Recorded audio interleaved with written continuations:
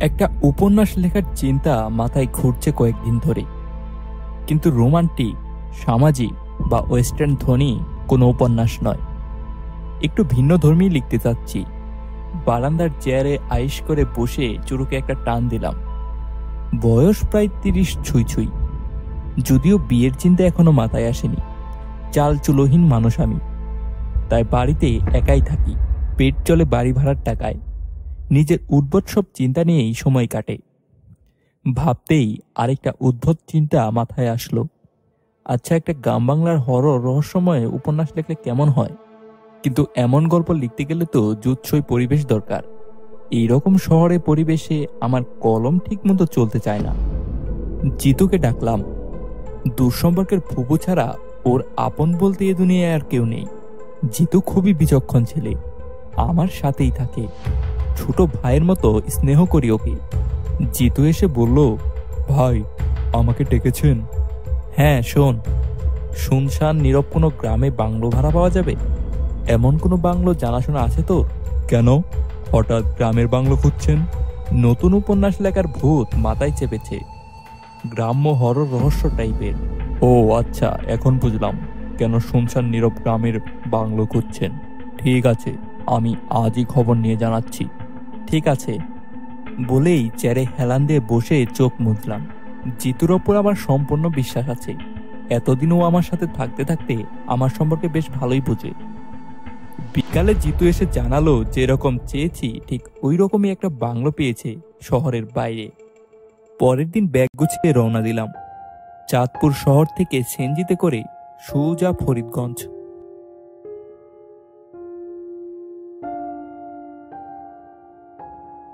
সেখান থেকে রিকশায় তেলামপুর গ্রামে পৌঁছতে দুপুর ঘনিয়ে আসলো। তখন জিতু বলল, ভাই, এখন এই মাটির রাস্তা ধরে আধ ঘন্টা যাবৎ হেঁটে তালুকদার বাড়ি যেতে হবে। বাংলোটা সেখানেই। আমি ব্যাগ কাঁধে তুলে বললাম, চল হাঁটা শুরু করি। হাঁটার আধা ঘন্টা পরে এসে পৌঁছালাম তালুকদার বাড়িতে। আমাকে দেখে পাঞ্জাবি পরা একটা মাঝবয়সী লোক এগিয়ে আসলেন। একগাল হেসে হাত বাড়িয়ে বললেন, আমি নিয়াজ তালুকদার। আপনি নিশ্চয়ই সেই লেখক?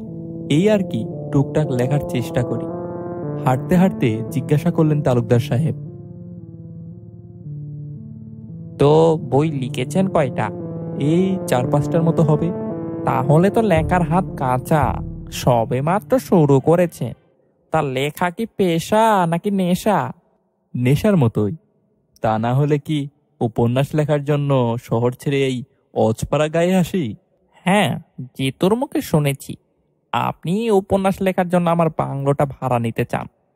শোনেন মশাই, লেখার বোধ একসময় আমার মাথায়ও ছিল, কিন্তু বিয়ের পর এগুলো সব বাদ দিয়ে দিয়েছি।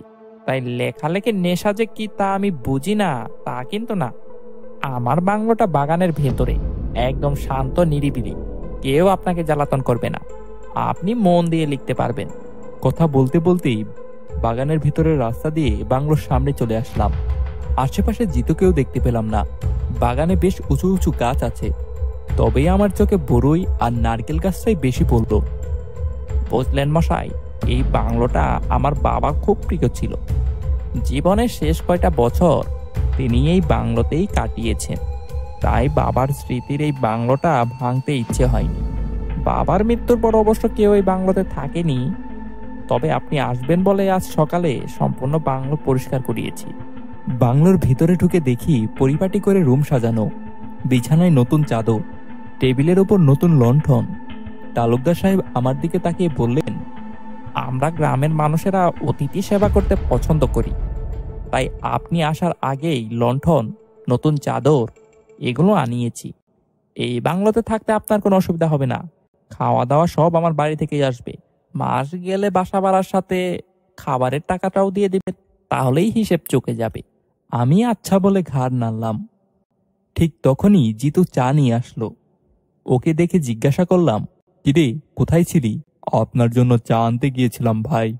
জানতাম চা খাওয়ার নেশা বেশিক্ষণ আটকে রাখতে পারবেন না। আমি হেসে বললাম, তুই পারিসও বটে। তালুকদার সাহেব বললেন, চায়ের নেশা যেহেতু আছে তাহলে বাংলোর বাইরের চুলাটা ব্যবহার করতে পারেন চা বানানোর জন্য। আপনারা তাহলে গুছিয়ে নেন, আমি এখন যাই, কোনো প্রয়োজন হলে বলতে দ্বিধাবোধ করবেন না। আমি কৃতজ্ঞতার সুরে বললাম, আচ্ছা। তালুকদার সাহেব যেতেই জিতু জিজ্ঞাসা করলো, কি ভাই, বাংলোটা পছন্দ হয়েছে? আমার তোর ওপর বিশ্বাস ছিল, কিন্তু এতটাই যে ভালো হবে তা ভাবিনি। উত্তরে জিতু হাসলো। সবকিছু গুছিয়ে দিয়ে জিতু সন্ধ্যার আগেই চাঁদপুরে চলে গেল। সন্ধ্যায় গরম চায়ের কাপ হাতে নিয়ে বাড়ির পেছনে বেলকনিতে গেলাম। বাড়িটির সামনের থেকে পিছনে বেশি গাছগাছালি এবং জঙ্গলে ভরা।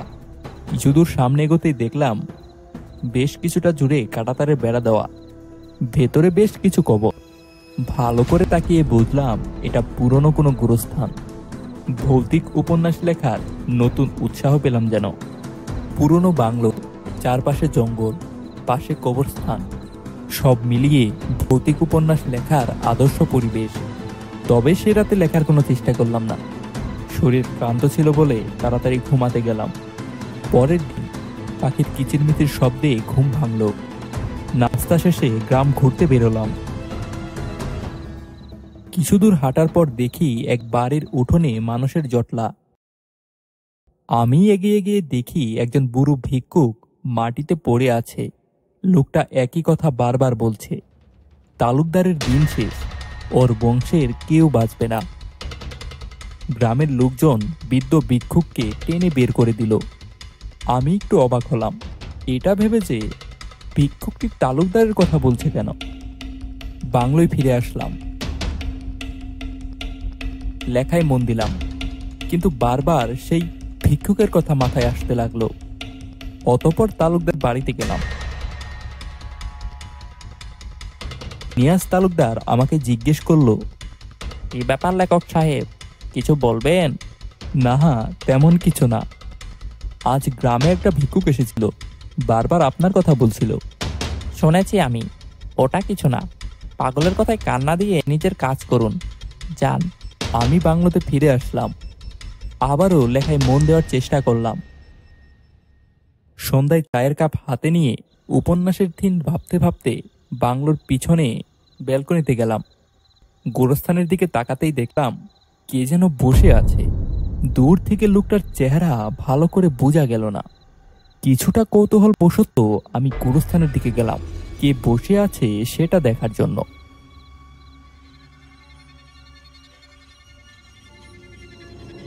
কিন্তু গোরস্থানে গিয়ে অবাক হয়ে গেলাম, কেউ নেই সেখানে।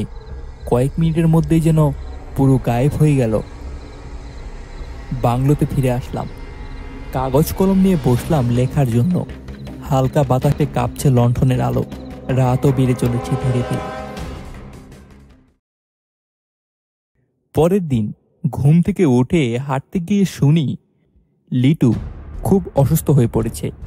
ওর বাড়িতে গিয়ে দেখি লিটু বিছানায় শুয়ে আছে। ওর প্রচণ্ড জ্বর। ওর চারপাশে গ্রামের কয়েকজন মানুষ জড়ো হয়েছে। লিটুর কি হয়েছে জিজ্ঞাসা করতেই ওরা বলল, গত রাতে লিটু মাছ ধরে বাড়ি ফেরার পথে গোরস্থানে নাকি ভয়ানক কিছু দেখেছে। কোনো রকমে দৌড়ে বাড়ি ফিরে জ্ঞান হারিয়েছে। তারপর সকাল থেকেই নাকি প্রচন্ড জ্বর। আমি অবাক হয়ে জিজ্ঞাসা করলাম, ভয়ঙ্কর কিছু কি? লিটু কি যে দেখেছে সেটা পরিষ্কার করে কেউ বলতে পারল না। আর লিটু তো ভয়ে কিছু বলতেই পারছে না। আমি মনে মনে ভাবলাম, গতকাল রাতে আমি গোরস্থানে যাকে দেখেছিলাম তার সাথে এই ঘটনার কোনো সম্পর্ক নেই তো? বাংলোতে ফিরে নাস্তা করার সময় তালুকদার সাহেব আসলেন। এসে জিজ্ঞাসা করলেন, কি খবর লেখক সাহেব, আপনার উপন্যাস কত দূর? আমি হেসে বললাম, এই চলছে আর কি। শোনেন, লিটোর ঘটনা তো জানেনই, তাই গোরস্থানের দিকে কম যাবেন। আমি ঠিক আছে বলে মাথা নাড়লাম। পরের দিন জিতু আসলো। ওকে এই কয়দিন ঘটে যাওয়া ঘটনাগুলো বললাম। জিতু হেসে বলল, ভাই ভালোই তো হলো, বাস্তব ঘটনাগুলো নিয়েই আপনার উপন্যাসটা লিখে ফেলেন। আমি ভুরু কুঁচকে বললাম, কিরে জিতু, তোর সাহস তো দেখি দিন দিন বেড়েই চলছে। ভৌতিক গল্পের লেখকের সাথে এতদিন ধরে থাকি, সাহস তো বাড়বেই। পাকামো বাদ দিয়ে বাড়ির দিকে ভালোভাবে নজর রাখবি। একা একা সবকিছু সামলাতে পারছিস তো? হ্যাঁ ভাই, ওটা নিয়ে আপনার কোনো চিন্তা করতে হবে না। আপনি লেখাটা মন দিয়ে লেখেন। আমি তাহলে গেলাম। জিতু চলে গেল। সেদিন সন্ধ্যায় চা হাতে ব্যালকনিতে দাঁড়িয়ে উপন্যাস নিয়ে ভাবছিলাম। চারদিকে অন্ধকার নেমে এসেছে। গোরস্থানের চারপাশে কোনো মানুষ নেই। হঠাৎ দেখলাম হন্তদন্ত হয়ে তালুকদারের বোন হেঁটে যাচ্ছে। কোনো সমস্যা হয়েছে কিনা জানার জন্য আমি ছুটে গেলাম, কিন্তু আমার সাথে তিনি ঠিকমতো কথাই বলছে না। একটু অবাক হলাম, তবে আমি আর কথা বাড়ালাম না। চুপচাপ বাংলোতে ফিরে আসলাম। রাতে লেখালেখির ফাঁকে কখন যে ঘুমিয়ে পড়লাম বুঝতেই পারিনি। হঠাৎ কারো কান্নার আওয়াজে ঘুম ভেঙে গেল। ঘড়ির দিকে তাকিয়ে বুঝলাম এখন মাঝরাত। কে কান্না করছে দেখতে বাংলো থেকে বেরিয়ে আসলাম। দেখি গোরস্থানের পাশে বসে কেউ কান্না করছে। চোখ কসলাতে কসলাতে সেদিকেই গেলাম,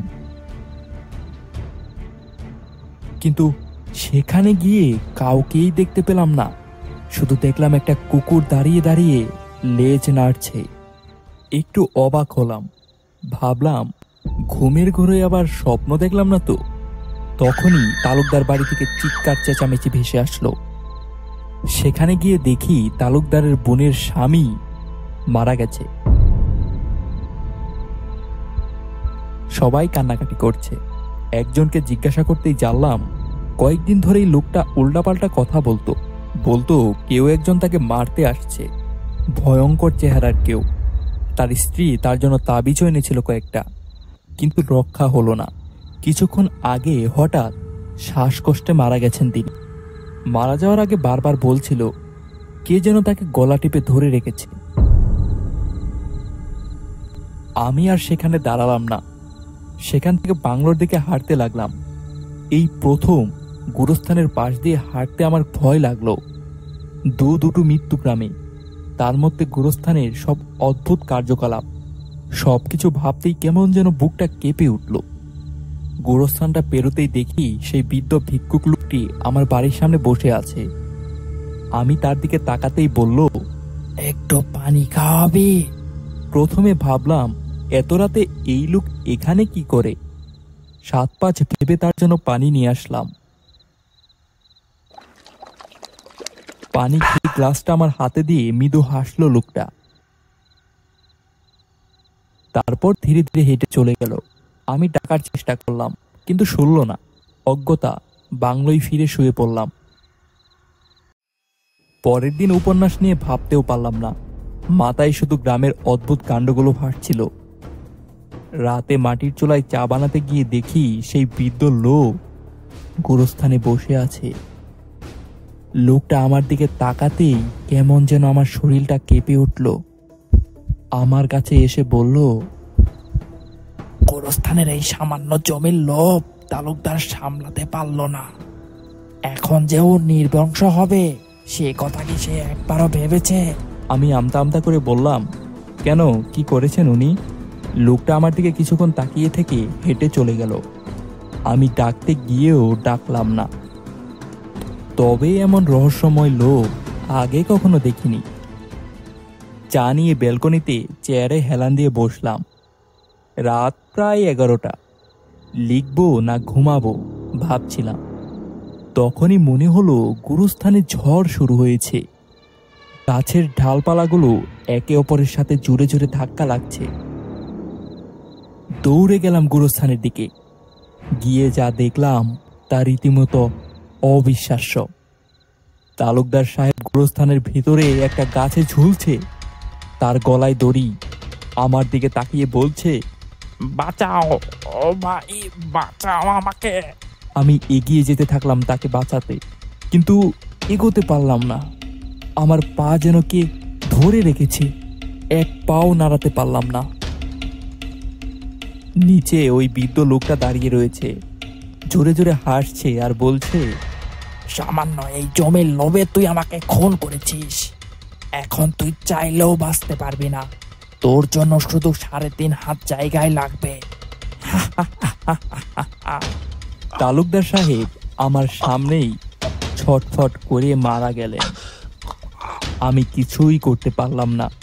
আমার মনে হলো যেন স্বপ্ন দেখছি। বৃদ্ধ লোকটা আমার দিকে তাকিয়ে মৃত হেসে চলে গেল। গোরস্থানে তখনও ঝড় উঠছে। আমি যেন তখনও ঘোরের মাঝেই আছি।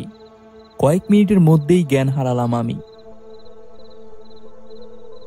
জ্ঞান ফিরতেই দেখি আমি বাংলোতে শুয়ে আছি। সকাল হয়েছে। আমার পাশে জিতু বসা। ভাইজান, চলেন এখান থেকে। আমি ব্যাগপত্র সব গুছিয়ে নিয়েছি। যাবো কেন? যেতে যেতে বলছি, চলেন। তেলামপুর গ্রাম পেরিয়ে মেন রাস্তায় উঠতেই জিতু বলল, তালুকদার সাহেব মারা গেছেন। তার লাশ গুরস্থানের এক গাছে ঝুলন্ত অবস্থায় পাওয়া গেছে। কে মেরেছে কেউ জানে না। এখানে থাকা নিরাপদ না, তাই আপনাকে নিয়ে যাচ্ছি। তুই আজ কি মনে করে এসেছিস? তুই তো কিছুই জানতি না। গতকাল সন্ধ্যায় একজন বৃদ্ধ এসে বলল আপনি নাকি বিপদে আছেন, আপনাকে যেন বাংলোতে এসে নিয়ে যাই। তাই আমি কাল রাতেই চলে আসলাম এখানে। এসে দেখি আপনি গোরস্থানের পাশে অজ্ঞান হয়ে পড়ে আছেন। শাসা করে এগিয়ে যাচ্ছে সিএনজি। আমার চোখে ভেসে উঠল সেই বৃদ্ধ ভিক্ষুকের চেহারা।